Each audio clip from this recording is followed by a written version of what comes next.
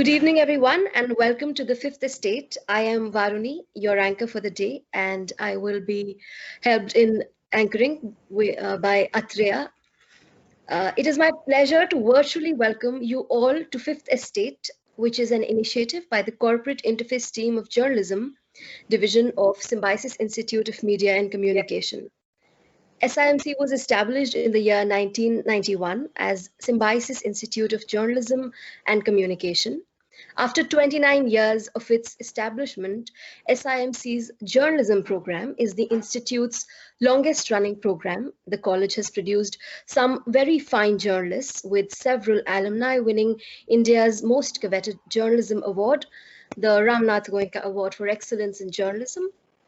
The college has been constantly ranked in the top 5 media colleges in the country by several leading publications, which we are extremely proud of. SIMC has always been a pioneer in adapting to changes in the field of media. The college has been promoting newer and inventive ways of learning journalism and business of media in general.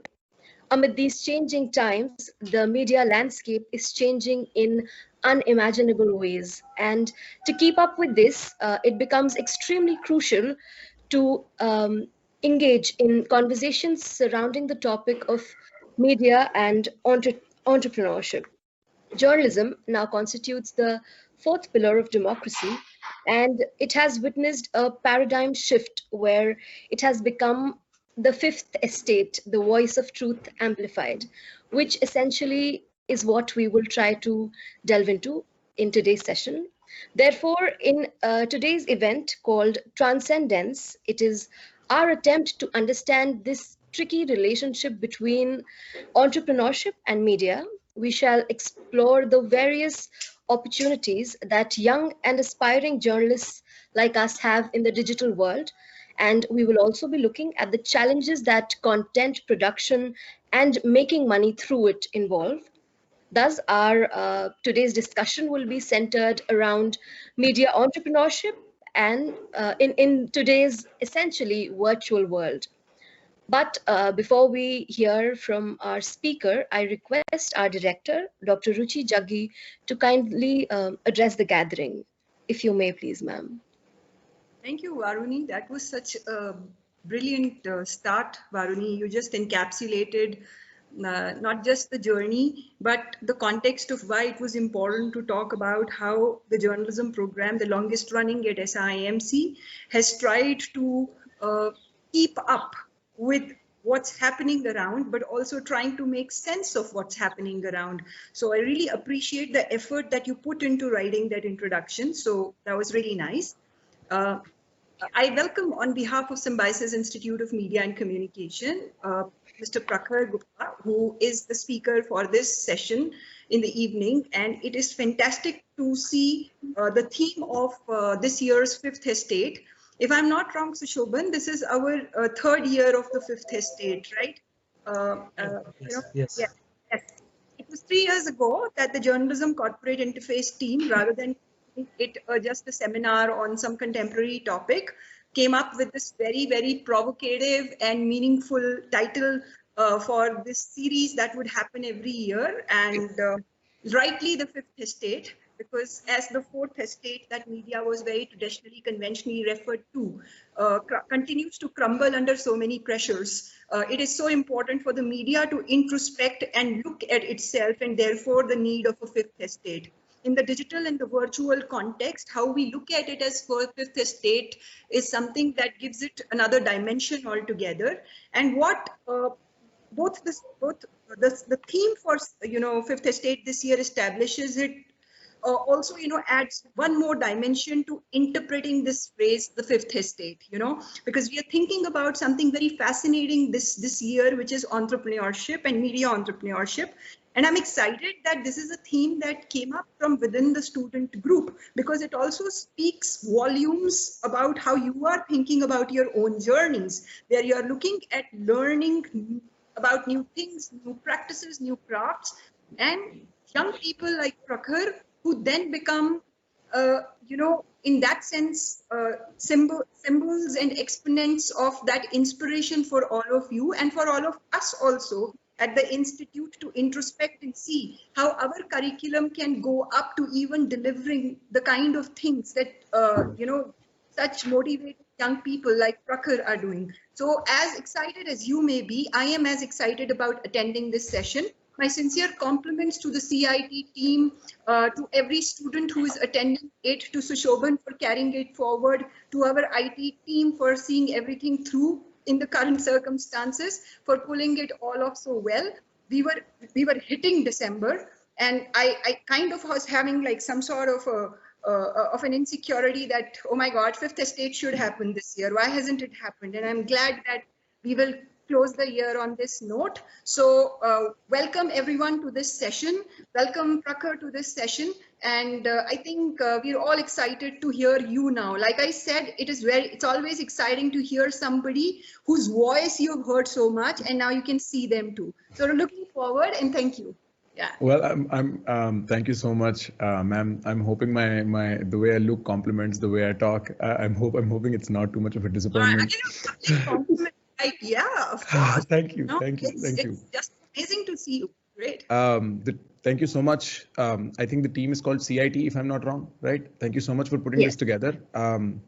I do understand that this is a bigger deal for my grandfather than it is for probably all of us here, and I'm glad that I could make this happen. Thank you so much, Sushoban sir and Ruchi ma'am. I'm glad to be your guest today. So, from what I understand of everything I've heard up until, it seems like of the three words that go in the title, exploring media entrepreneurship seems to be the heavyweight puller kind of a thing. And well, I did not prepare anything for entrepreneurship at all. So I'm going to let that be handled when the questions arrive. I'm more than happy to answer anything entrepreneurially. When that arrives, I think I have something more pertinent, more important, something more closer to my heart that I want to talk to you guys about. And Mr. Gupta, I hate to stop you like this, but I would love to introduce you before we go ahead. Please, yeah, go ahead. Yes. For our attendees here. Okay. Right.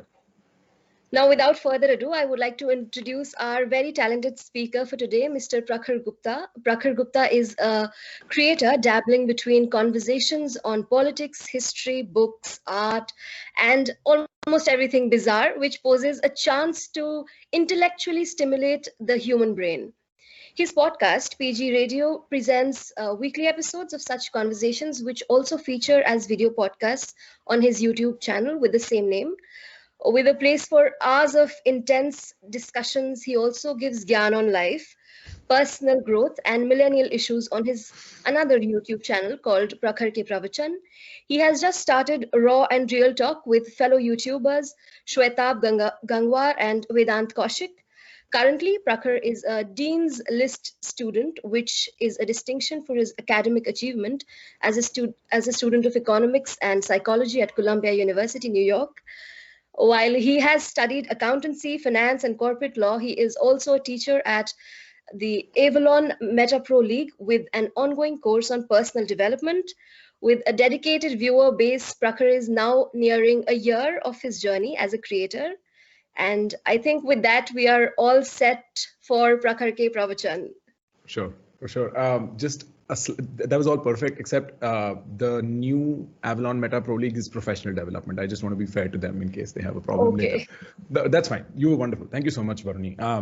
So, Prakhar Ke Pravachan, PGRadio, all that stuff that has come to be over the last couple of years, I think the instinct has sort of been the same. I think it's an intuition I've been chasing that I've now found the words finally to express, and that is precisely why it's so close to my heart. And I'm glad I get to address such a unique audience, such talented people, such motivated, committed people who pull together something so beautiful like this, even when the world's going really like to a different place altogether. So let's forget entrepreneurship for a while. Let's explore media, right? Let's sort of think of ourselves as, I don't know, independent Martians floating through this abstract media space. Let's think about that. And what I want you to consider as you take the word entrepreneurship out of the equation as a starting point is why something like PGRadio actually ended up working.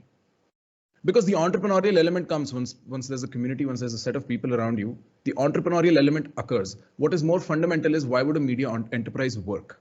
Especially when there are over 400 news channels in this country, including regional languages. Why would something so bizarre, so a young upstart sitting for hours on YouTube talking about stuff that may not even interest the general population? Well, it does not at the first go. Why would that work? And I think what I figured back in the day when I started PGRadio was that there's a very important word missing from the vocabulary of all traditional media institutions, and that word is maybe.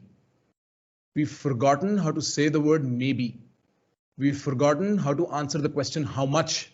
How much do I think X is the case? How much do I think Y is the case? What is the probability assessment? How I would wonder, sitting on the outside, watching people on the screen, left, right, center in America and in India, I'd wonder how the hell were they so sure? And forget them. How the hell were my friends so sure about stuff? How did they know? I read enough books. I spoke to enough interesting people. I spoke to the best of professors worldwide. And even they would be humble enough without a camera in place to admit, well, I don't know. But why is it that the eyes and ears of me as a citizen are betraying me because it refuses to see anything but a binary? Why is that the case? And I think what I figured was that there is room for authentic conversations. I think this word authentic is going to be very important as you go on your journeys into this media sphere that you're all a part of. There was room for words like maybe and probably, and I think I may be wrong. And that word did not belong on screens where people were shouting over each other to make negligibly interesting points.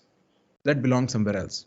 Possibly YouTube, possibly Spotify, possibly all the other access mediums that have come to become available. And the reason why PGRadio works with a theme as simple as maybe at the core of its line of questioning when I approach somebody, no matter if it's a psychoanalyst or if it's a political historian or if it's like just like a journalistic royalty like Tavleen Singh might be, the reason why it works is because the traditional media is failing. And I don't know how long all your million-dollar companies that run news channels are going to wake up to that. There's a very interesting anecdote I have from when I was in Chicago. I did not have cable TV all that while I was in America, except this one time I was in a hotel room in Chicago for some weird reason. And I was flipping through the channels and I watched something on CNN and it's talking about the then president, still President Donald Trump. And it's framing some instance in a anti-Trump way. Like it's like Donald Trump is the worst person for doing that. I flipped the channel, it was Fox News, and Donald Trump's the best person for doing the exact same thing. And I'm like, how the hell am I, like a 24-year-old, supposed to make sense of this? Who the hell am I to believe? Why are the borders of narrative so thick that there is no overlap between what two prominent media institutions are saying? How could that be the case? And it's not just me. It's the community of people that have come around me, to some degree, even you guys, because you share interest in my vision. You understand that there is an inherent bankruptcy within the modus operandi, within the way these institutions come to work. There is an inherent flaw. We may not have articulated that properly. Even I may be doing a terrible job right now, but it's closer to the mark every time I talk about it. There is an inherent bankruptcy. They're no longer trustable. Your eyes and your ears betray you. Here is the simple fact about your political lives and your narrative lives about almost everything else, but political lives in particular. Your eyes and your ears are no longer trustable. What do you do about that? And I mean, it's not, my attempt is not to pinpoint specific individuals or specific news channels or specific media outlets or any of that. It's like, if you come to think of the system upon which media institutions are based in the present day, a purely capitalistic model where, the more viewers, the more money, you'll realize when competition's enough, this is economics 101, when competition's enough, the only way you can make abnormal profits is by deleting value. Like, you'll have to find a way around. You are no longer incentivized to tell the truth. You're incentivized to sell the best drama. And that pressure is immense. There is over 400 news channels in India. Why the hell would somebody not dress up in an army uniform, hold a fake AK-47 and announce what happened in Pulwama on a news channel? That is how absurd we've fallen. Who's awake to that? Who's looking at that? And I see, it's so interesting. I see, for a great while, I would make this argument, one form or the other, to my family, to my friends, and they'd still go back to watching that. And it's in part a psychological reason why that would happen. You're fond of the familiar. Whatever's familiar is where you'd like to be more, right? I understand this. But I saw, and I hate to say this, I saw my family slowly get eroded, rusted by what was happening in the news media. I saw my dad move from a typical media outlet to watching Discovery Channel again, right? Where it was like, I'm just going to watch some historical documentary or something of that nature. I don't no longer want to hear these people shout and tell me what to think and what not to think. And I'm definitely not saying state-controlled media is the way to go either. Like that's I don't think is a smart way to put it. We've seen what that does in our, like I remember sitting with this very interesting gentleman at Columbia Journalism School, Indian gentleman. I don't know what he works for now, but he's worked for some very prominent newspapers in India. And he was telling me the history. He was from Tamil Nadu. He was telling me the history of how media would run back when it was more socialist, where it was like state controlled in the sense of like the ads would be state controlled, and some of the newspapers that still have ads that only the states put in. He says you can't trust them. And I don't see a way around that either. Like if it's state controlled, you don't necessarily hear the truth. There is incentive for something else. It's basic economics. But the fact of the matter is, if what exists now does not work and what existed in the past does not work, then we have to look for an alternative in the future. And that alternative is emerging. And I mean, there is a, I'm probably a no player in that zone, but there is a Dhruv Rathi, there is a Sandesh Bhatia with Scoop Whoop, there is a Joe Rogan overall, right? Where it's become so sensitive that if he speaks to Bernie Sanders and says, I support Bernie Sanders, it's a matter of national discussion in America. That's saying a lot. He's just an old comedian sitting and talking to, well, whoever he wants to talk to. And here is my suspicion. It's a rather radical suspicion. It's something I'm almost nervous about saying, but here is my suspicion. As far as I'm in this industry, and as far as I'm concerned, I think the old guard is dead. They just don't realize it. I think there is no way to save that ship at all. I think we'll see an eventual phase out of the way news is being told to us all along. And I have good reason to believe that. I have empirical evidence to believe that too. I hear from people across the globe about how they found that one particular question I asked interesting. I hear it from so many people. They tell me, you ask good questions. And I'm like, me, a 24-year-old who's never sat in a journalism class, asks good questions. There is XYZ amount of people out there doing interviews that have been doing it for longer than I've been alive. They don't ask good questions. That's a question I ask myself privately. Maybe they ask better questions. Probably my questions are just more honest. And I think we're looking for that over everything else. I think I'm sure you guys read Marshall McLuhan, right? Right? Like, I'm sure you come across the medium is the message.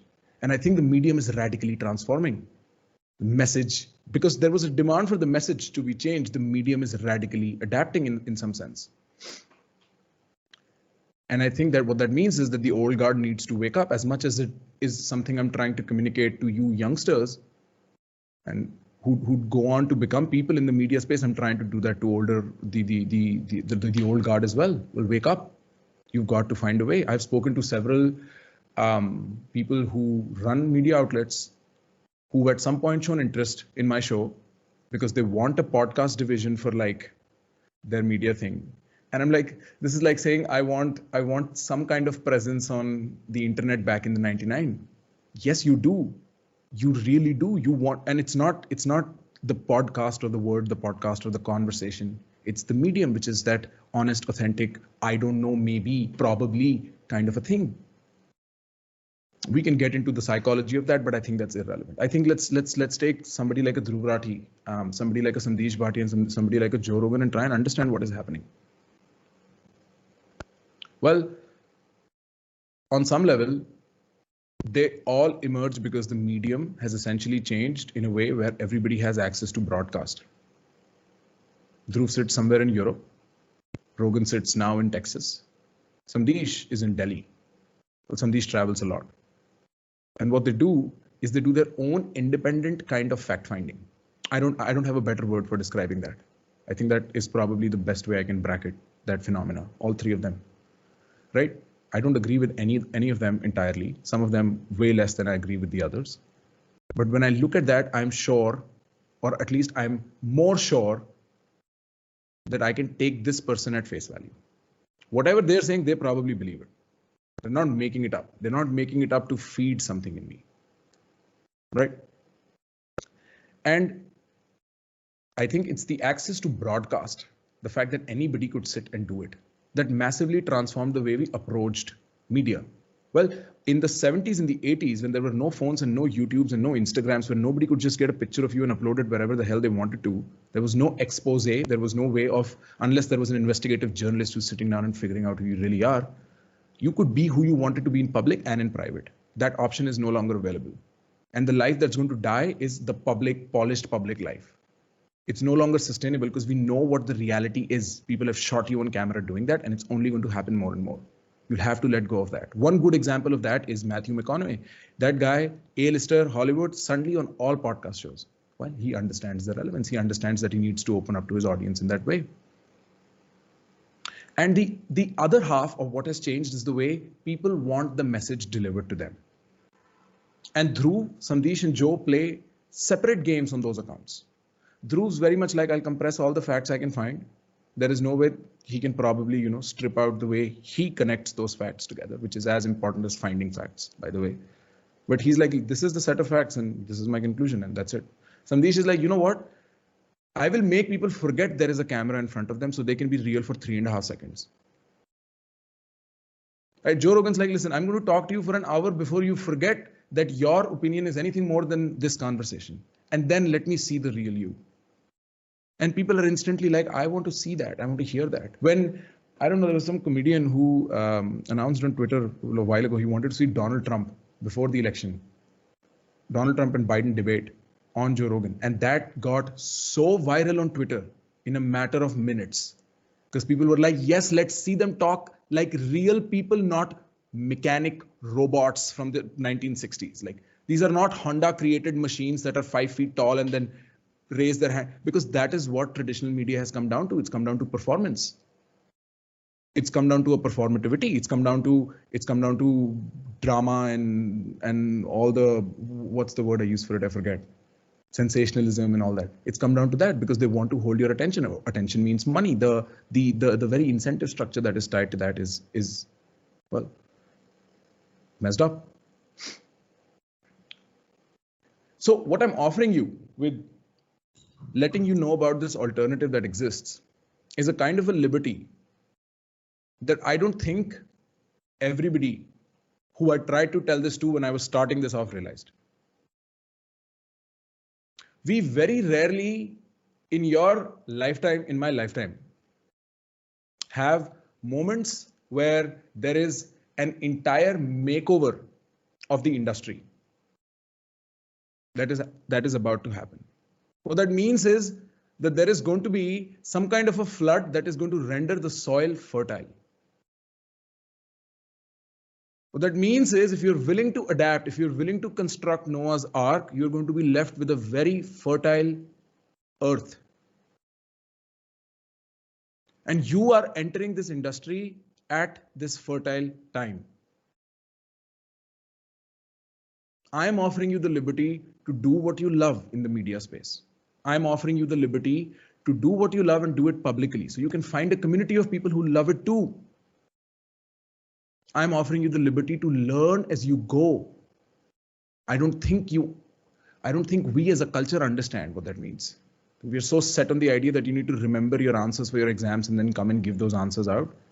We don't have the idea of learning as you go and then helping others learn.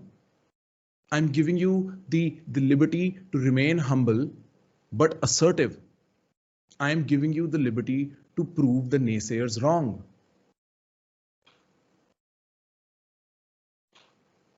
In my experience, I've always found naysayers to find a way to say no. They always have something to tell you. Oh my God. None of them know what really is happening. None of them care about you. None of that is happening, but they'll have a way to say no. The media space is changing forever. Forever. When we get to the question answers, I'll tell you how the entrepreneurial part of it works too. If there's questions along those lines. There is What I'll say is there's enough entrepreneurial part to not be worried about it. The cake's huge and uncut right now. You can have whatever slice you want, especially in India. I was speaking to Abhinandan Sekhri once, and he was telling me about this paper he'd been either doing research on or using to research for his own stuff. And he was telling me the next 500 million in India that are going to come online are not going to read text because they may not be literate, are not going to have video because they may not have the bandwidth. They'll stick to audio. I am watching the podcast market explode in front of my eyes. This is just the beginning. Let people start drives back from like NCR into Delhi or like, across cities like Pune and Mumbai, and they have 2 hours in the car to kill. Watch how slow radio died and watch how quickly Spotify moved from music to podcast. That's going to happen. There is no two ways about it. There's better people than me making the point. Dhruv Rathi is one of those people. Well, Sandesh is one of those. Scoop Whoop is one of those people as a whole. Abhinandan's News Laundry is one of those organizations. For a while, their news podcast works very well. Things are changing and you are at the helm of it. What are you going to do? What are you going to do? And that's all. That was indeed very enriching and motivating, borderline scary, not gonna lie. The question that you asked, what are you gonna do? It literally sent me into that thinking state of mind. If you don't mind, we have Please. A couple of questions prepared. I don't mind. A little bit of entrepreneurial side of it. So, Right. When working on podcasts, what are the main objectives that one should keep in mind so that it does not become monotonous? And a lot of people are getting into podcasting because it is simple. All you need is a mic and you just need some content. But how to not make that content monotonous and repetitive for your listeners? Okay. Before I answer that question, let me not leave you at what are you going to do if it's going to be that scary. I'll tell you what you can do. Grab your reality by the collars and shake it till it makes sense for you. If podcasting is really that easy, and I'm not saying all of you become podcasters, right? Look into that option. Maybe that is what you're going to do. And it doesn't have to be news or media or like the stuff that I do. If you even begin talking about something as absurd as like, not absurd, but something as like esoteric as like kabaddi, you don't know the market for that. You don't understand how many people want to hear about it. I kid you not, if there was a podcast that was talking to soldiers in Siachen, right, you don't understand how curious we are, right? And so curiosity is something that it sells very well. So that is what you can do. There is infinite options. What I'm telling you is that the market's going to break into something very new. Be at the forefront, figure out, experiment, and you'll catch hold of something. So to go back to your question of how to not make podcasts boring. Well, see, here is the deal. I think it does not get boring if you are not bored. I really think it's very reflective in that sense.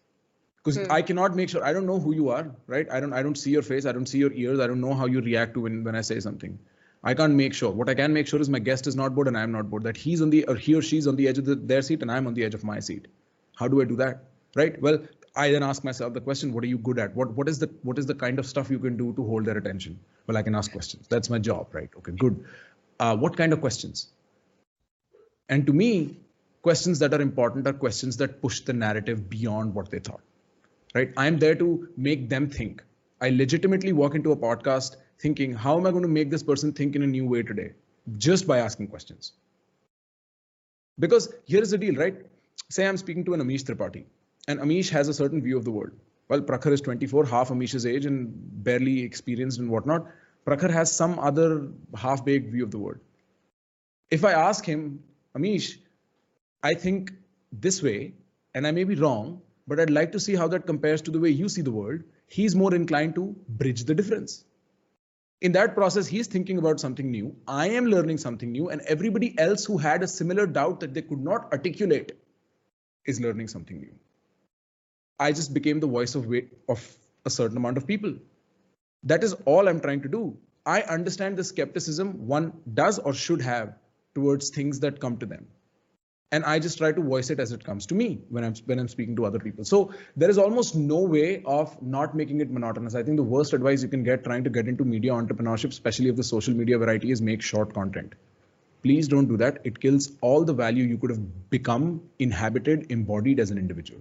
You are not a 15-second fun ride on a roller coaster. You are not that. You're the adventure park as a whole. Maybe that is a proper analogy. But the point is that it does not matter. You've got to experiment. You've got to figure out what your style is. You've got to figure out what works for you. That is the independence you have, and that is what is scary about the whole thing. So for me, it's making sure that the other person had something to think about, that they forgot that time was a thing while I'm talking to them. So the questions have to be engaging. They have to be real questions about real stuff that matters really. And then a lot of it is also noticing how they're reacting to questions, very honestly. Because if I ask them a question and I see them in a way where I don't think they'll respond, I'll add something, or I'll pivot the question slightly, little bit towards the left or the right, or I'll put my response first so they feel comfortable about talking about it after, right? There is also a very interesting addition you can have in podcasts that I generally do not apply in the PGRadio side of things as much as on the other, is humor. Humor humanizes people. If you hear, let's say, Modi ji laughing about a joke, it's just like a silly hati-chiti joke. Think about that, right? You'll be like, what a nice guy, right? Suddenly the person's human and you are interested. They're no longer a machine. They're no longer a position. They're no longer a post. They're no longer Prime Minister of India. They're Narendra Modi. Suddenly become a different person altogether, right? So humor's good. In fact, even pushing on personal stuff, not in the sense of like personal life stuff, but personal stuff in the sense of not just my ideas, not just what I think, but who I am a little bit, right? That helps humanize people as well. When people admit to their failures, that really helps. And that helps. That's like a very common theme across podcasting genres, because the people are there for the real story. So failures have to form part of that, right? But that's the general idea. You've got to keep the other person entertained and everybody else will fall in line. With the storytelling being a competitive space, what are the essentials that go into the marketing side of podcasting? Marketing and production, rather. Let's see. So, well, I don't market PGRadio a lot, so I might not use that as an example. PGRadio has always sort of been like a private university for me. I get to talk to people who are interesting, teach me stuff that I'm interested in. And that just works out like that for me very, very well. But here's the deal. Right now, nobody's listening to you on Spotify. Nobody's listening to you on Apple Podcasts or whatever, Chromecast or whatever different audio platforms exist. That's a very small market, especially because our eyes are free and our hands are not busy anyway throughout the day. You have to understand the way people listen to podcasts is, say, if they're walking, they have their eyes and hands busy. That is the only time they listen to you. If their eyes and hands are free and they're just listening, they'll want to do something. And when they do that, they need that attention for that. They're going to stop listening to you. So right now, podcast consumption primarily in India is video, especially during COVID, especially because there is no culture of this. We've come to call podcasts are essentially supposed to be audio, just audio, not even conversations. They have become conversations and they've also been used to describe the video format of it. So what works is, it has a lot to do with you setting yourself up on YouTube. Social media is a good way of still passing on the message. It is weird though, because social media just incentivizes for the wrong kind of stuff when it comes to podcasting long form, because social media is 15 seconds and all that, and people also do not want to apply themselves when they're on Instagram. That's the harsh reality of things. They're like, wait, can I just watch a 15-second reel that makes me kind of smile because I think it's funny, but not something that's going to help me? So, which is understandable, fair, right? YouTube works better. People are more invested there. There is, I think the only way you can sort of work your podcast from ground up, because I've known a few now, is collaborating with people who are interesting and important and untapped. And there's a huge market for that. I have lists upon lists, like all sorts of professors and all sorts of like scientists and, travelers, like conspiracy theorists. You'll find everything. You'll find everything. Especially in India, you'll find a lot of variety. So the collaborative part helps. It's also the relatability aspect. So the three different things you mentioned that I have in order of popularity are PGRadio on the least, Prakhar ke Pravachan a little more, Raw and Real just on a whole different planet. And that's because the relatability of content is an entirely different thing, right? So PGRadio is a lot of older people, especially the diaspora, that's very interested in that kind of conversation. Prakhar ke Pravachan's younger people, India, tier 1, tier 2, tier 3 cities. Raw and Real is just a whole different ballpark altogether. So it's a lot of that. There is other ways to promote this stuff in the sense of like ads now cost nothing, especially on social media, right? If the attention's there, why are people not capitalizing on ads? I don't understand. None of the influencers that get made, influencers that talk sense, creators that talk sense, get made anymore without running ads. That's the harsh reality of it. Everybody I know runs ads. They have to. That's where the attention's at. So there's a lot of that, but it's a slow growing market. You just have to be patient. Twitter helps. Twitter has a lot of those folks that want to listen to podcasts, but you know, one thing that's very interesting with podcasts for now is that if you have an established log of listeners or just people who are influenced by you, like if you're say, like a Neha Dhupia started her podcast, right? It makes sense. She has people who know her and then would like to listen to her. Right. But for Prakhar, who nobody knew of, who nobody cared about, it's a whole different ballpark climbing that park because nobody's going to just like plug in earphones and listen to somebody they don't know. So there's an XYZ amount of ways. As far as production is concerned, it's not really that heavy. Honestly, all you need is a audio clip that goes up on like one of those aggregators. There's enough. What's the name? Anchor is now owned by Spotify. There's Simplecast. This is the one that I use, and you can just go there, plug in your audio clip, and it gets distributed across. So distribution is no problem. Distribution is no problem at all. Even production's no problem because you need audible, fixed audio levels, whatever. Put the intro, outro, right, branding, and then just let it pass. So Raw and Real, which is now trending in India, we decided to make that audio 2 weeks ago. I don't even know how the audio files go up there. But it just works. So even that has no bearing on how well it will sell. It has no bearing on how well it will sell. You have to use social media to market it. You've got to find interesting topics and interesting ways to market it. And it's going to take a while because the market's still slowly opening. But it is opening. Like I've seen infinite amount of creators jump on the podcasting ship since I started. Right. So I follow Prakhar ke Pravachan, and what I notice is that you have quite amazing opening and closing score. Apart from that, am I audible? Yes, you're audible. Hello? Okay, sorry. So you have pretty amazing opening and closing score. Apart from that, there is this, there's a small GIF that comes towards the end where you're standing like this. That is also pretty cool. So the amount of effort that goes behind making these videos, that is what, do you have a team or do you do it alone? How do you manage that? Okay, that's a good question. That's a good I have a good answer for that too. So here is the deal. That's the old way when people would do everything by themselves. Is such an obsolete way of doing things, right? Like I still have a lot of creative friends who do everything from YouTube get to go by themselves, and I'm like, oh my God, how long are you think your time is infinite? Do you think you can do everything? Like how long can you repeat this process? I think people underestimate the power of being bored. When you're bored, you're the most creative you can be. Like, trust me, and all of us have seen that. We switch on the shower and suddenly we're Sadhguru. We have all these epiphanies, these downloads happening in our heads. We have all these interesting ideas happening to us, right? That is the basic nature of how we think about stuff. So I don't think people keep themselves bored enough, especially these YouTube creators, because they'll design everything from the thumbnail down to the last second of the video. I never edit my videos. I never see my videos again. I only sat on one meeting with a music producer for the score. I delegate stuff I'm not good at. I delegate it, I industrialize it, I make it a process, and that happens automatically no matter where I am. So my family could be going through intense COVID and I could be occupied for a month, but the show will still go on. And nobody from my team has ever lived in the same city as I have. They're all distributed across the country. They're all a bunch of young people. The oldest person is me, and I'm barely like an adult enough to drink in New Delhi, and it still works bloody fine. It has no problem whatsoever. This is the new work model, I think.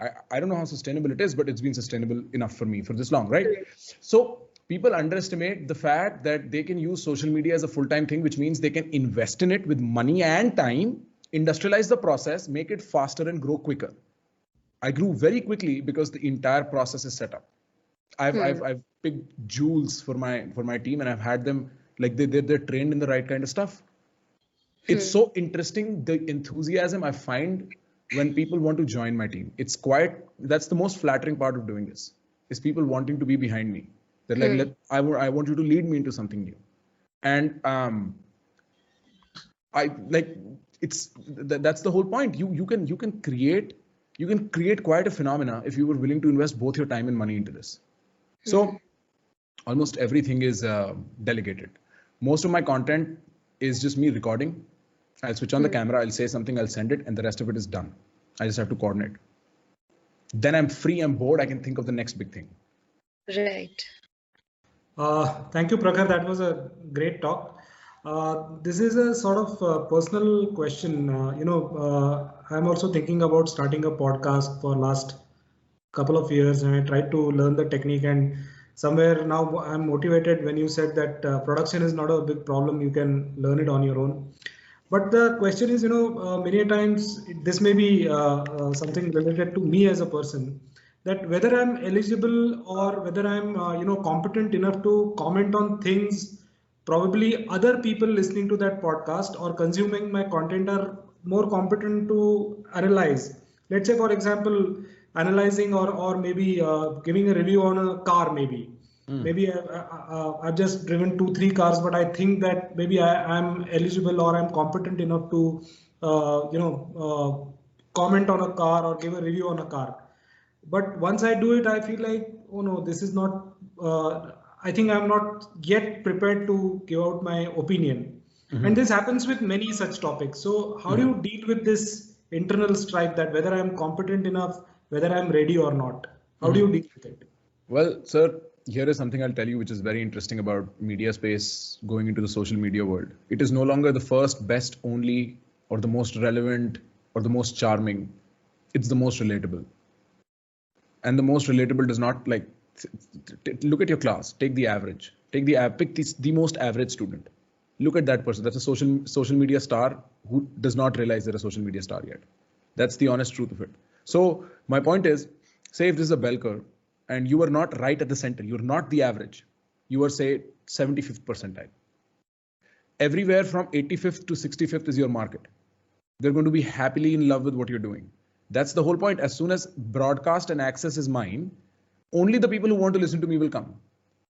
But so you could simplify it by asking yourself, how old am I? How many people of my age do I imagine look, feel, talk, think somewhere roughly around me?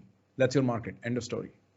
Or it does not even have to be like age-wise. You could just ask yourself characteristic questions. Maybe you are so-and-so age, but you feel younger or older or whatever, right? But I'll tell you something more interesting that will probably add, I don't know, this is just an interesting side note I have. So it's quite the opposite, I found. People do not want, it's not like people don't want you to be competent. They don't care how competent you are. They want you to make up your mind. And it's a horrible pressure on somebody like you and I who are unsure of our positions when it comes to the cards that we're playing. Because the most common criticism I get consistently for PGRadio is, why are you sitting on the fence? Because I'm 24. That's why. I've had 5 years of like a mature, my prefrontal cortex is still a few years away from being fully developed. You want me to make up my mind about the future of the rest of the people in my country? How idiotic is that? People will constantly ask you to be like, you need to make up your mind. I don't care what your credentials are. If you're doing this, make up your mind. So it's quite the opposite. It's not like people are going to be like, oh, he does not seem competent. They're going to be like, what position do you take? I want to stand with you in the position you take. So I wouldn't worry about that. I would be, because when you say it's an internal question, it's also sort of a conversation you have with yourself in the sense, well, how well researched am I? And I'd say be researched enough till you're satisfied. Beyond that, let the audience decide. Thank you so much, Prakhar. I think we will be opening the floor for questions now. We can have questions from the students. And I think the first question I see here is from Bhanu Garg. Bhanu, you can go ahead, unmute yourself and switch your camera on and ask the question, please. Hello, am I audible? Hello. Yes, You are very audible, very audible. Yes. Good afternoon, sir. That was a really nice session. I have Thank you. just one question. It pertains to you. You had said that how the new medium, how the alternate medium, provides a space for a more transparent interaction or a dispensation of news, if I might say so. That's what the question is about. So, you at one point had said how the old guard is dying because it somehow got mired in dirty tactics. You then give an example of Dhruv Rathi to portray how people like him are using new platforms and that they constitute the future. But just taking an example of Mr. Rathi, like he himself started from the IT cell of the Aam Aadmi Party, and on multiple occasions he's proven to have shown false messages and information, and he's doing that on mediums which like I think he also has a podcast and on YouTube also. So, and he's doing that on mediums that you said are the future, and if I may say so, better at disseminating true news. Then is it really prudent to say that the various alternative mediums of communication are better than the ones which exist today? Would I be correct in saying that while TV journalism may not be tasteful, the alternative media space is also not free of its elements, these Oh, of distasteful elements? course. See, here is the deal. So first of all, I have no defense for Dhruv. Like that's not No, sir, that sort of. was I know. I'm just making it very clear. I'm making it on the record.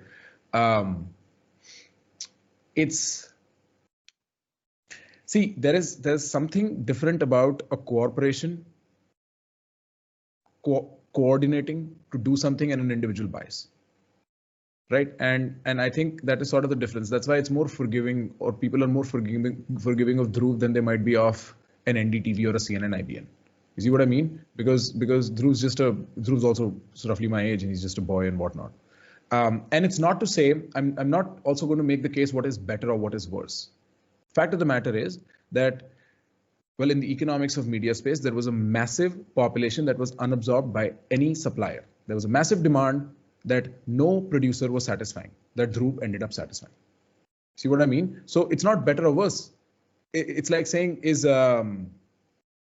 was Facebook for the better or the worse back before Facebook was around? And you'd be like, this is a storm that's coming. Prepare yourself. It's not asking you. That's the direction of technology. That's how the markets evolve. So I'm also not sure if that's better or worse. I do think in some sense it's better, but it's worse in the sense that I have no responsibility. You know what I mean? True. I have no responsibility. But also what is very interesting about what you said is the word alternate. And I probably missed on using that word throughout the conversation, maybe except once or twice, because I don't think it's alternate anymore. I really don't think the space is alternate as far as the international. I think it's very mainstream. I think Joe Rogan needs to stop pretending he's alternate media too.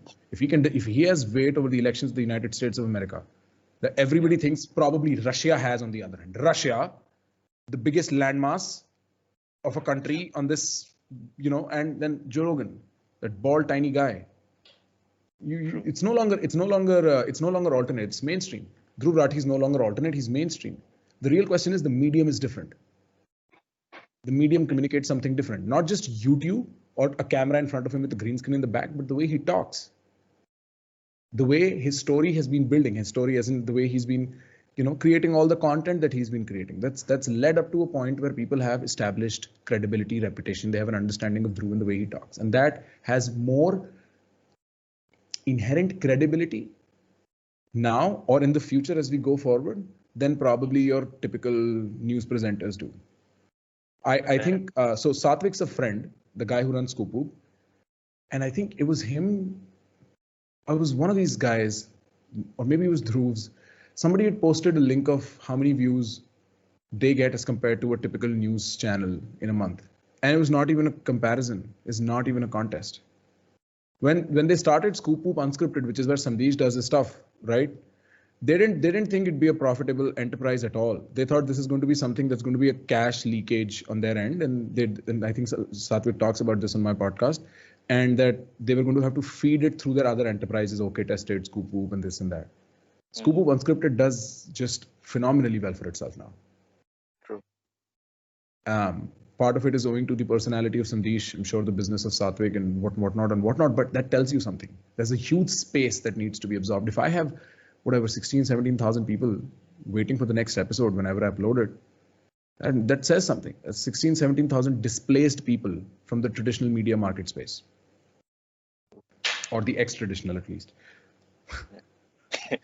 Thank you so much, sir. It No, really no. was listening to you. Thank you. You're most welcome. Our second question is from Manya. I will go ahead and ask the question on her behalf. She says, hello, sir. Thank you for the wonderful session. Wanted to know what your thoughts are about the central government's recent decision to bring digital media and OTT under regulation. How do you think that will change the digital media space and the editorial freedom it offered? See, I think there is just more than media to that question. There is economics, there is finance, there is technology, there is. So let me start off by saying this.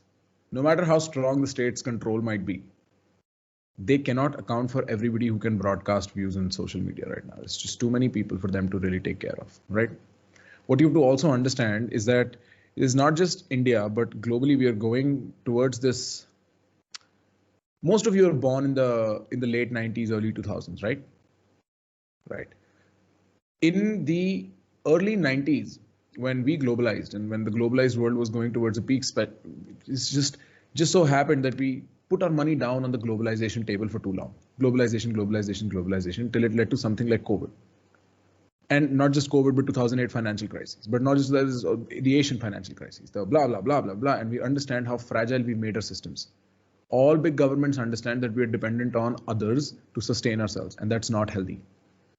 That's not healthy in the long run because we are very susceptible to shocks that have nothing to do with us. Spain and Greece fell because America could not manage their bankers. That's very scary for a government, you have to understand, right? And so there is this wave of almost localist sentiment around the world. The media keeps putting it as a right wave sentiment. It's really not as much a right wave sentiment as much as it is save your own ass sentiment. Because nobody runs the world, nobody controls the grand narrative. Things can go to hell very quickly, so be careful. And it's not just. I was reading about how the UK government is very unhappy about how the TV show Crown does not represent facts properly, and therefore they want to edit it. And it's universal. It's universal. The OTTs were alternate for a while. Now they're the mainstream. And any government worth their salt is at least going to try and, be watchful over it. How the tool gets wielded by the tool bearer, which is that how does the law get used by the central government and governments to come, is a whole separate issue. Whether it should be under the general regulation of law,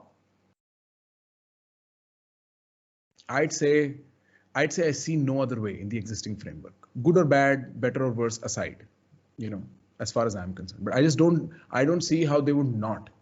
There's more people watching Netflix than are using Tata Sky soon enough in India. Then what do you do, right? You've got to have some kind of oversight on that. And I think it was almost inevitable. So I don't know. I'm not a fan of, I fought very vigorously for freedom of speech back in America on Columbia's campus. I was one of the faces of very provocative organization that challenged almost all suppression of speech in any sense. And I got enough dislike, hate, shame thrown at me for me to then fall in love with the idea of freedom of speech, right? You backward invest into whatever beliefs you have and people are like, you're wrong. And I'm always skeptical. As soon as somebody says government regulation, I'm like, hold up. Also, you have to understand, part of my intellectual formativeness happened in America, and those people are hyper paranoid about their governments. And I share that sentiment. I'm very paranoid about governments in general, right? So as soon as there's a statute, I'm like, hold up, no, this might be like crossing a line when it comes to freedom of speech. But given the history of the Indian state, how it works, how it has worked, how it plans on working, I just don't see any other way. They would have gotten it now or sometime else. And there is reasonable-ish cause for that. Very true. We should always be skeptical is one thing that I think we should all learn in our lives, never to easily trust and keep asking questions. These will be anybody with major power. takeaways. Yes. That's the general thing you should know. It biologically plays with us. Power is something that's just a whole different. But anyway, I'm sorry, I distract. Please go ahead. No, please go ahead. We really like when you get distracted because then you come up with some amazing podcast. The other day I was watching this particular thing that you did for, I think, Prakhar Ki Pravachan, wherein someone spoke about the term spirituality. Uh, and they said that spirituality is basically spirit and ritual. I cannot believe this And thing the will way not you let me spoke die in about it, peace. Good, good, good. Ask the the way question. you spoke about it, it was totally hilarious and completely mind blowing. How do you come up with such topics? How do you come across such people and the kind of things they say? Well, it's on my face. Twitter's a dumb place. I can't help it. But Right. here's the like it's see that's what I meant when I said my intellectual formative years were in America. You have to understand they're a very violent class of people when it comes to the idea sector of things. For instance, the vaccine acceptance in India is probably over 80%. Everybody's like, vaccine, haha, lagwa do, I need to go to work tomorrow. In America, it's probably near 50. You understand what 30% of Americans are? Paranoid. They're always non-trusting. And what that means is when they first encounter an idea, they strike it down and tear it apart. And that's what I learned. Quite literally, the 3 years I spent at Columbia was just exchanging ideas and tearing them apart. And I think that is how intellectual culture should be. I think there is a reason why Shastrarth is buried at the heart of our intellectual culture. Debate, discourse. We may agree to disagree, and it's great that my culture, my ancient roots, acknowledge the fact that there could be many truths, but not without testing them. Because then bullshit gets smuggled into the idea of truth, and that is not okay. That leads to consequences that we don't envisage because we are too short-termed, we're too short-sighted, we're foolish enough. We don't think about things in that depth. And one bad idea stands for not just one bad idea, but the entry of the other 99 bad ideas, one of which could be catastrophic. Don't let that happen. Guard your ideas. They make up your internal life. They're not supposed to be frivolously thrown around and occupied because somebody sounds suave when they say that. That could be a Sadhguru, that could be an Osho, that could be bloody Donald Trump, for all I care. Do not let bad ideas inside your head. I mean, they will come, but always debate ideas in your head because they will begin to then fester. You'd see that, like you'd see how what is the word for it? Like your thinking power will ferment in a very weird way. If you have bad ideas guiding you, if you don't check your ideas often enough, if you don't evolve and adapt time and again, especially for societies. And that's sort of the attempt. It's like, it's just on so many levels. Like I think about that problem often, spirit plus ritual, because people don't let me off the hook when it comes to that question. Is spirit plus ritual spiritual? And it's like spirit plus ritual is as much spiritual as concept plus chual is conceptual. Yes. Makes no sense, right? Spiritual is anything of the spirit. As soon as you add the element of ritual, you have to worry, because there's rituals like animal sacrifice done in the name of spirits that I'm not okay with. You see what I mean? Like it's something as simple as that. Some people might be okay with that. Well, best of luck, no problem. But spiritual is, and then to just brandish something as neutral as spiritual to be absolutely the end all be all of your life. What the hell? So that's just like a personal offense I take on bad ideas. But yeah. Yes, Pradyumna has quite an interesting question, which I also had in my mind. Pradyumna, you can go ahead, unmute yourself and ask the question. Hello. Hi. I wanted to know that your podcasts have a lot of prominent guests. So how do you narrow down your choices and call the people and decide the guests for your show? Well, the honest answer is beggars cannot be choosers. Well, thank you for that question. That's a good question. See, for the longest time, I think the first 20 or so episodes, maybe even 30, were just my friends. I'm very weird in that sense. I don't plan. I was like, let's go, right? Just picked a bunch of my friends. We'll talk. I'll put it out. I'll get in the flow of things. So it took 25 episodes before I got a decent break. I think the first one might have been like a professor here and there. I think it was a professor who'd actually been on Joe Rogan's show. So it was like a huge deal for me. He was a professor at NYU. I emailed him. He'd responded. But it's the same thing. I cannot factor in all the variables of the people who might be listening to me. So what do? I optimize on my variables. Who do I find interesting? What do I want to learn? What are the questions I have? And that's what I take it forward with. So when I spoke to Mr. Joseph Ledoux, the gentleman at NYU who does neuroscience of consciousness, emotions, memory, fear, he's the guy whose research all the pharma companies use to create benzodiazepines that are given to anxious and all that kind of like your what is that, Alprex. So Alprex ka jo salt hai, that's the guy who came up with the research that led to that. It was just honest, like I wanted to ask him. I was like, I have a feeling that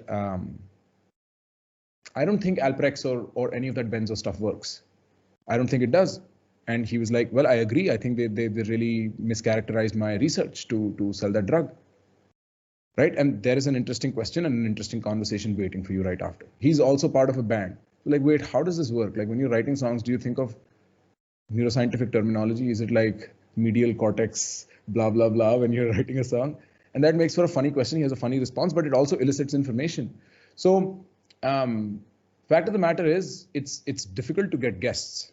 That's the number one obstacle when it comes to podcasting. And I think a certain amount of charm that I inherited from both my mother and my father has helped me score some of the better, more smarter people to talk to. But it's really just that I hear about all these people, I see what they've done and what they've spoken about. And if I find it interesting, I'll be like, let's talk. It's as simple as that. Thank you. You're most welcome. The next question is from Ayush Kataria. Ayush, you can also unmute yourself and ask the question, please. Yeah, good evening, sir. Good evening. Thank you for this session. Very insightful. So I wanted to ask, like, how you spoke about how you choose your topics and all, but do you give attention to the fact that how much your audience likes it, or is it reaching them in the way you want them to, and how much do you let that affect what you are talking about or what topic you're choosing or who you're calling on your show? Or do you go by like your own instinct about like what you prefer? Like how do you balance it? Have you heard of Daniel Kahneman and Amos Tversky? Have you heard of the book called Thinking Fast and Slow? No? Not really. No, okay. So Daniel Kahneman and Amos Tversky were psychologists. Kahneman's still alive, Tversky is dead, and they won the Nobel Prize in Economics in 1999. And that's quite a thing when you're a psychologist and you win a Nobel Prize in Economics for their work on something called behavioral economics. A new field was born because of their smart stuff. And what they were trying to tell was that the mind is not rational, the mind is not logical, right? That there is certain patterns we repeat that are absolutely irrational, but they're called heuristics, shortcuts. And one of those patterns is called anchoring and adjustment. That's a good mental model to have if anybody's listening. I'd really suggest you understand anchoring and adjustment because you do it all the time. So what ideally should be done in a podcast setup is you anchor for the questions, this voice of me that I'm talking about, my questions, what I'm interested in, blah, blah, blah, blah, blah, blah, blah, blah, blah. And then you offer it an adjustment towards the audience average. You see what I mean? So you start from the selfish and then you adjust from there to the selfless. Well, the way anchoring and adjustment works is something like if you're thinking about the number 100 and if I ask you a question, you're going to think roughly around the number 100. So the adjustment is a smaller part. The anchoring is the major focus. You understand that. Okay. I, however, with PGRadio discount the adjustment part almost entirely. I really don't run it for a commercial end at all. I don't want to. That's going to soil what I'm trying to do. I don't want the money involved. For now, I haven't figured out how to get the money involved without getting it soiled.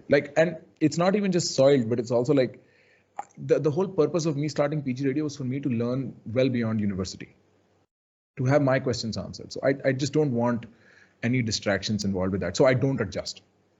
But ideally, you have to adjust. To what degree? That you'll have to experiment and find. That you have to figure out how diluted, because if I did the same stuff I did at PGRadio or what I'm doing right now, which is probably closer to my potential, let's just say, I cannot run this by on Prakhar ke Pravachan and expect it to succeed. People are just not going to be interested. Right? That stuff too personal to Prakhar. So I need to adjust to the audience. I need to become relatable. I need to become approachable. I need to become a person that they understand and feel and relate with. That's the adjustment part. And it's a varying amount of adjustment. It depends on who you want to be, right? So let's see. What would be a nice example?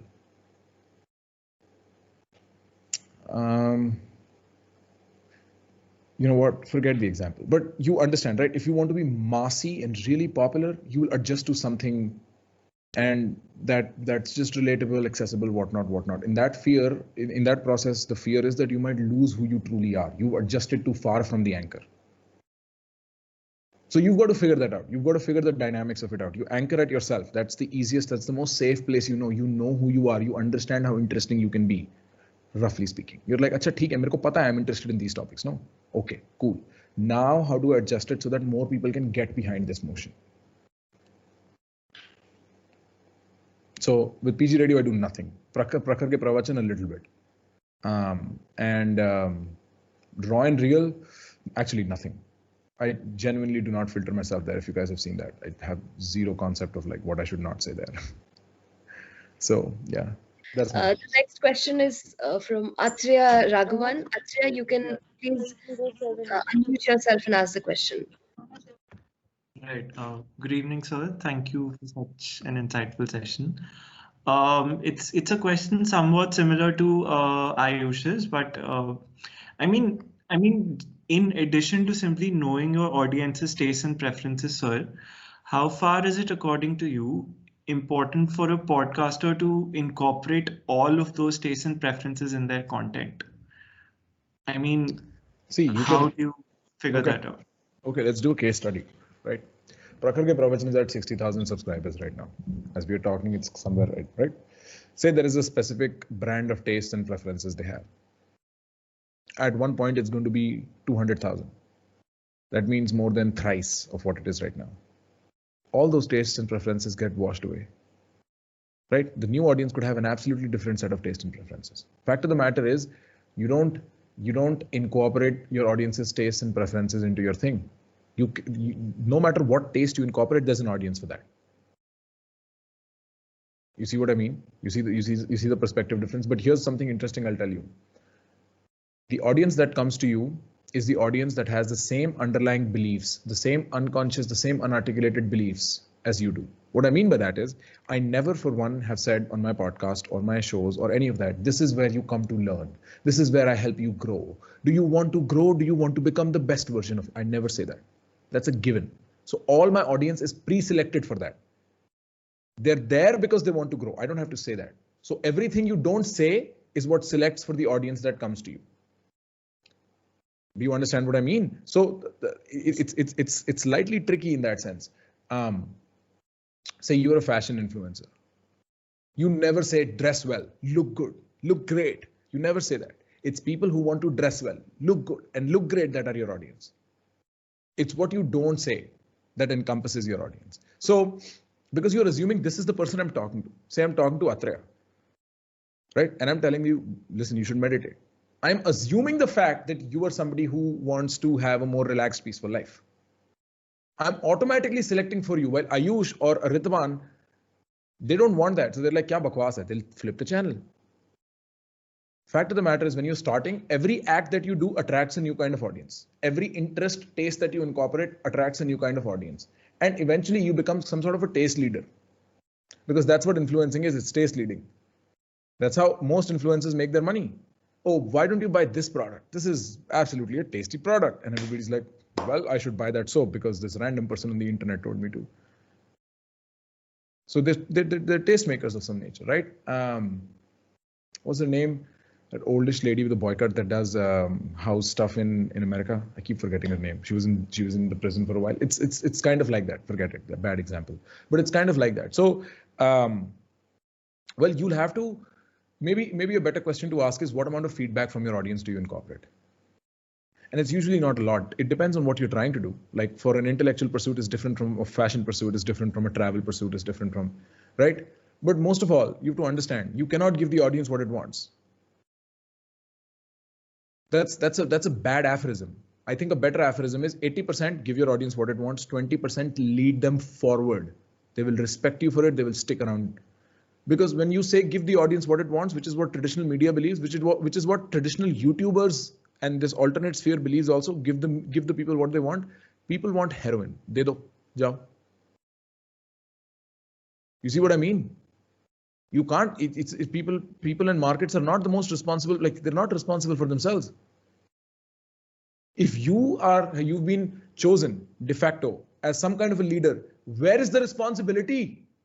Where the hell is your responsibility? Where is the ethical part of the whole thing? Give the people what they want. Oh my God, do you listen to yourself talk? So that's sort of what it is. It's you don't give the people what they want. You lead them forward. You show them a vision and you walk them towards it. You're a leader at that point. No matter what particular domain you might be a leader at. Maybe you're just fond of bangles, the different ways bangles are made in India. You're a taste leader in that domain. It's your responsibility to push people forward. It's a responsibility to help them grow. It's a community you're building. The community is not just people listening to you talk. It's people talking to each other, doing stuff within that domain, helping each other move forward. It's all of that. You cannot just let it be. So, well, you cannot listen to your audience entirely. You're supposed to be different from them. You're supposed to push them. You're supposed to be receptive. You're supposed to be receptive. They must feel heard.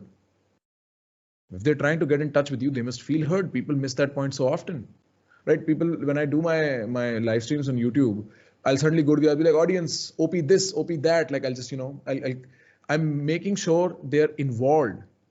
They need to be involved. That's the reason why they're there, right? And my existence is dependent on them. I'm there because of them.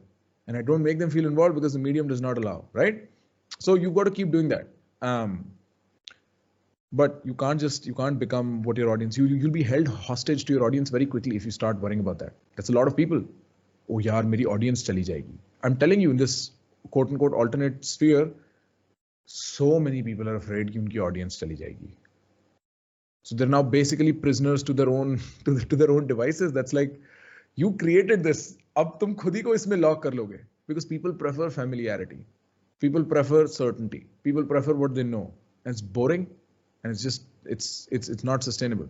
So that's the 80-20 ratio is also, by the way, Satvik. That's not me. I learned it from him and it's worked wonderfully well for me. Right. Okay. Thank you, sir. Thank you. You're welcome. Mm-hmm. Shreya Kachru has the next question. Shreya, you can please unmute yourself, turn your camera on and ask. Hello, sir. I just wanted to know that since this is such a competitive industry, so how do you draw the line between constantly monitoring the podcasting metrics as well as not letting it affect your craft and what you actually want to put out in the public domain? Well, I never look at my podcasting metrics. I swear to God, if you even ask me what my last 3 episodes were, I don't know. I genuinely do not remember what my last 3 episodes were. The last one was with Ruchir, and I'm blanking on the ones that were before that. I swear to God, because I don't have. There was one with Amish, but I don't have the time. Right? Here's the deal. When you say it's competitive, this might be a little psychological. You say it's competitive. What you mean is, well, there's a competition between me and somebody else. There is another. You know why you say that? Because it's necessary. There is no scale in life. There is no inbuilt numeric system in your head. The only way you ascertain good or bad is by comparing. That's the default, the way you think. All industries are competitive. All industries have that element of you have to compare to think.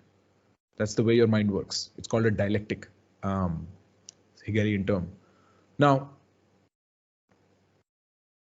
if I can tell you that you could compare yourself to yourself yesterday, it'll make cliche sense, but not inspire you in that direction as much. If I tell you, be busy doing your craft, what you love all the time, you are automatically in that zone where you're only comparing yourself to yourself yesterday. And you are constantly busy. You have no time to look at the metrics. I have gone through the stage where I used to look at the metrics, does not help. Drove myself into absolute sad, just like helpless depression at one point, because this is never going to work.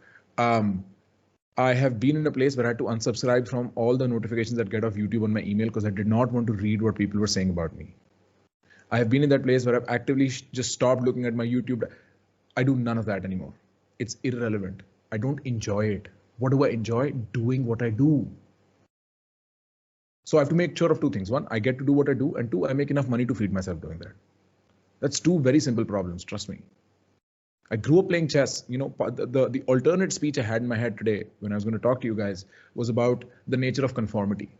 How you're programmed to believe there is one right answer. That's all you're testing throughout your life. You can't help it. You can't escape it. You've been programmed to believe, you know. My unique strength in that situation was I grew up playing chess since I was 3. And with chess, you understand there is no one way of finishing this game. Slight moves and you have a totally different board. It's a problem-solving exercise where this is the resource access you have. This is the situation it is. Go solve. There's 2 problems you need to solve. Do what you love and make enough money doing it. And that's really not that big a deal. Trust me. So forget the metrics. It does not matter. Weirdly, vanity metrics work better to test how well you're doing. Like as soon as I had a meme page that was Prakhar's memes, somebody random guy making memes about me, I was like, okay, good job. As soon as when I'm walking on the airport, somebody comes says, hi, can I get a picture with you? Good job. How many subscribers? Don't know, don't care. You see what I mean? Those are like small signals that will satiate you on that level where you want to understand how well you're doing without getting you involved in the weeds, which is where things get complicated.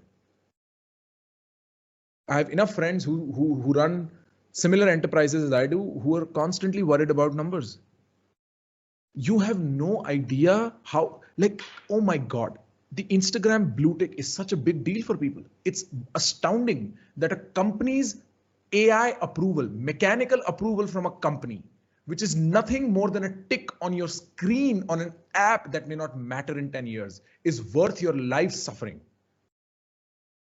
Like you're refusing to eat and interact with your family because you don't have a blue tick right now and you've been waiting for it for so long and you've tried everything. You've paid off news organizations to write articles about you. You've tried submitting it to Instagram so many times. That is how silly this whole thing is. It's a rat race.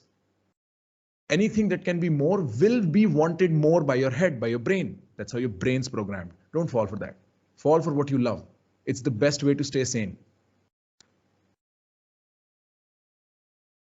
Thank you, sir. No, I mean, if the question's still not answered, I'm very happy to go on and talk about that because that's a very important question. Thank you, sir. You're welcome. Sir, I just want to add to what Shreya was saying. Am I audible? Yes, you are. So, sir, you mentioned about the memes and all. So, how do you adhere to negative publicity as a podcaster or something? Like I'm saying, man, here is a good hack for that. If you're setting on the individual path because there is no insulating corporation around you, there is no cubicles of offices and chairs and like other people around you to protect you from the stuff that comes your way. It's just you. And sometimes when you're the leader of a team like I am, it's you first. All the mistakes that my team makes are my mistakes first.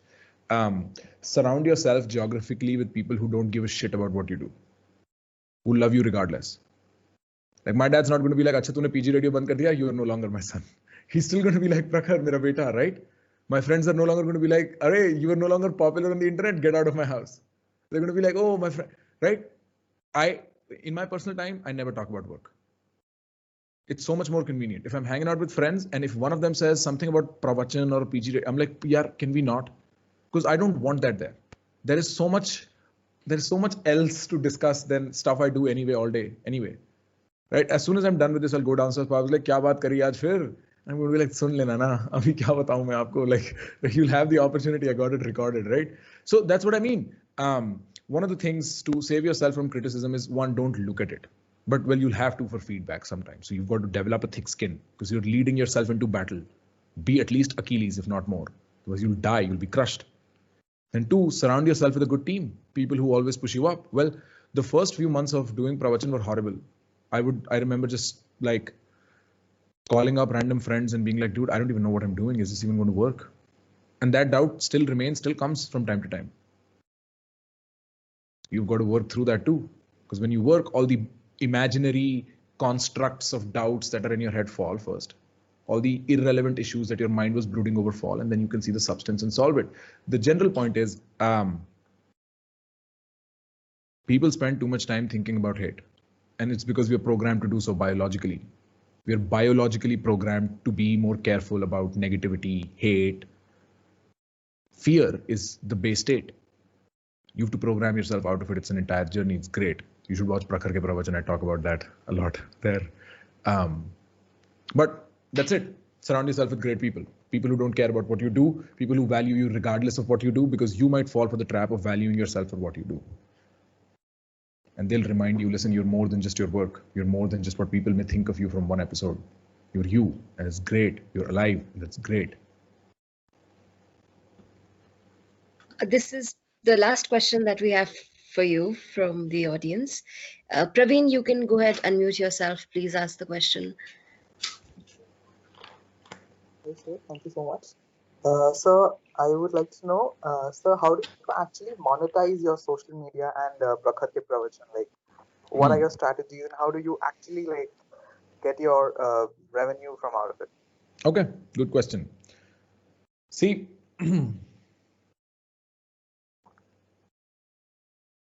people will, how do I begin answering this question? It's sort of like this invisible index of how much have I given to people that allows me to assess how much I can take from people, right? We're speaking in transactional terms right now. This is not the essence of what I do. This is one way of looking at it, the transactional way of looking at it. I give people everything I can for absolutely free everywhere. For a very long time, for 6 months, I do that. People are very happy with me. Then I put out a product. Something behind a paywall. I do art of conversation. How do you talk to people? Supposedly I'm decent at it. People will buy that. More than happy. They'd be like, I'm glad I'm investing in Prakhar. This guy's helped me so much. This is something people make a mistake in most of their social interactions and social life as well. They expect things too soon. Have you put that on the table first? Have you given them enough for them to feel safe to give it to you? So what I genuinely focus on, what my job is as far as content is concerned, is actually providing people value. My parents are professionals. My dad particularly is a very strong-headed professional. He's a chartered accountant, in his training now a lawyer. And he would tell me, he's like, always give people what they're asking for free. All opinions, give it free. Koi dikkat nahi hai. They still won't know how to apply it, they'll come to you. They still won't know how to do it, or some version of that. That's what I use. I give it for free. Everything's absolutely. I say it on record here and I'll say it on record elsewhere. Everything that is in the art of conversation is probably on my YouTube otherwise too. It's just compiled and better and precise in the art of conversation.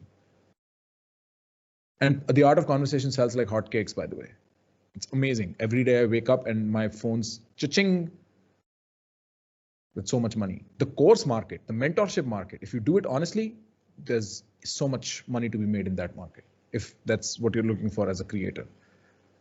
The only stale market I have found in terms of making money as a creator is the sponsorship business, especially if you're like an average YouTube creator, like an average YouTube creator being you don't have a niche, like you're not men's products, face wash and whatnot creator who talks about men grooming, then you're a niche creator. If you're like somebody like who just does funny stuff, for instance, these companies are horrible, and I just see them deal with you in a very it's like they don't care about the soul of your work. They don't care about the artist in you. They care about them selling. It's not a good, that's just a mismatch. That's a principal agent problem. But there's courses, if you give enough to people, they'll pay for your attention. They'll pay for your presence. They'll pay for so and so and so and so and so and so. My dad says, naam kamao, nama aa jayega. Build reputation, build credibility. Money is going to follow. So the course market is how sort of I capitalize on stuff. There's the art of conversation. I put out something called the Happiness Manifesto, but that's practically for free. Then there is the Avalon Meta stuff I do, where I actually get to train students the way I want to train them. Then there is other plans I keep coming up with. It really is just what is the value I can provide people? How would I provide it to them? And then there is enough of a market for that. I play in that domain. I play in the education domain out and out. There's other people doing variety of other stuff. Like there's a gentleman by the name Vaibhav Sisanti who does LinkedIn growth hack workshops of some nature. And I've seen some of the screenshots of that stuff. It's like 2,000 people. That guy's making more money than like probably the next 100 creators combined in a year in one workshop. If he's selling it to 2,000 people, that's a lot of bloody money, no matter how he's obviously selling it for like over 1,000 rupees. That's a lot of money.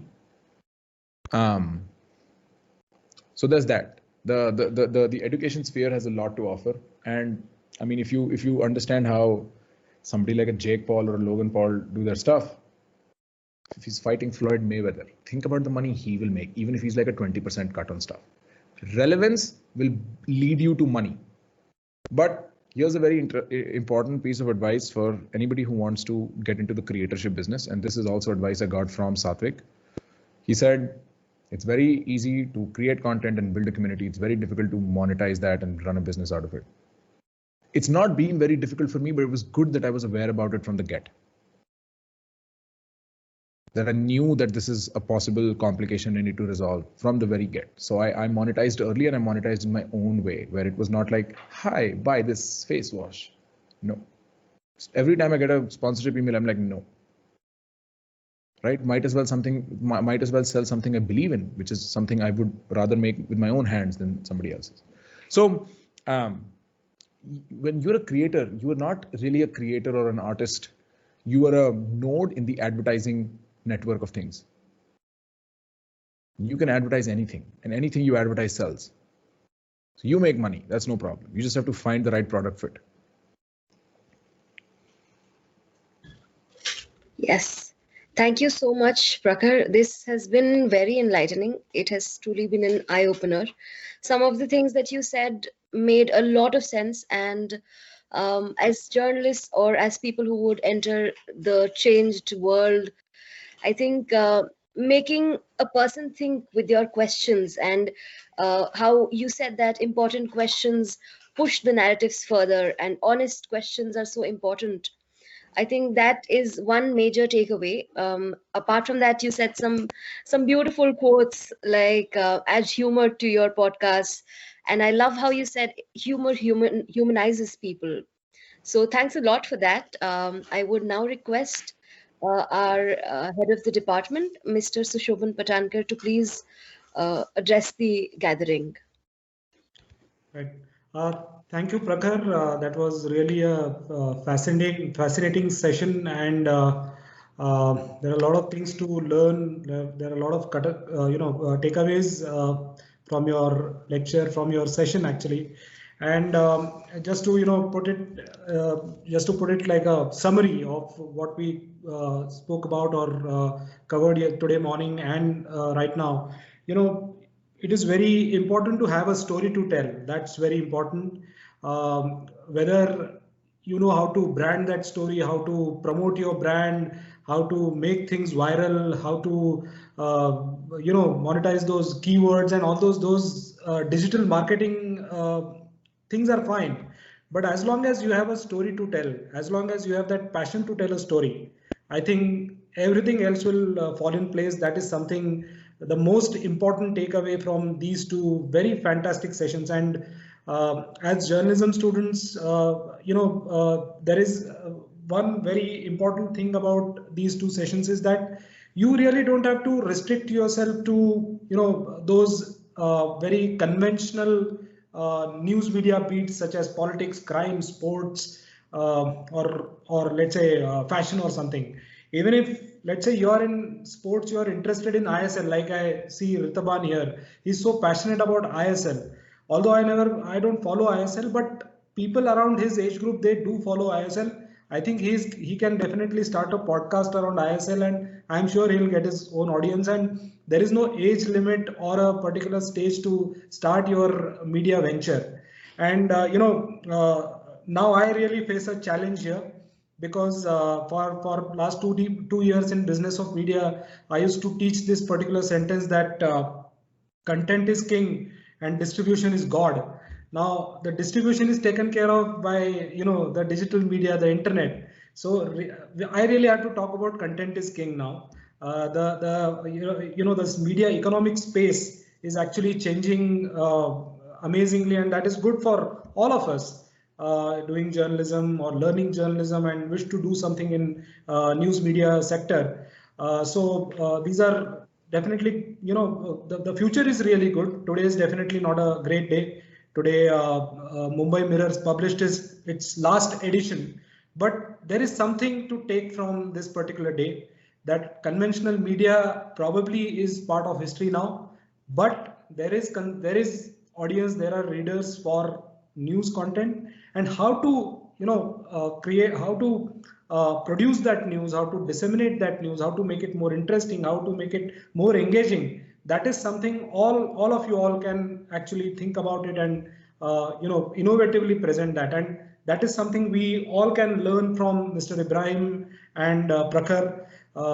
Very different sorts of genre of news they are into, and they are using different kind of medium to narrate their story and engage with the audience. So thank you, Prakhar, and also Mr. Ibrahim is not there, but thank you to him for coming for this session. And thank you all journalism students for attending these sessions. And I wish to thank and congratulate my CIT team. They did a fantastic job, led by Upasana Singh. Terrific, Upasana, you did well. And I'm sure now the team, next year's team, Pradyumna, can take a leaf out of it and maybe do something better than this. We can go beyond entrepreneurship and talk about innovations next year, maybe. So that's how we take forward these conversations. That is very important. And I wish to thank Director Dr. Ruchi Jaggi for encouraging us to conduct these sessions. Probably we were a little late in the semester, but okay.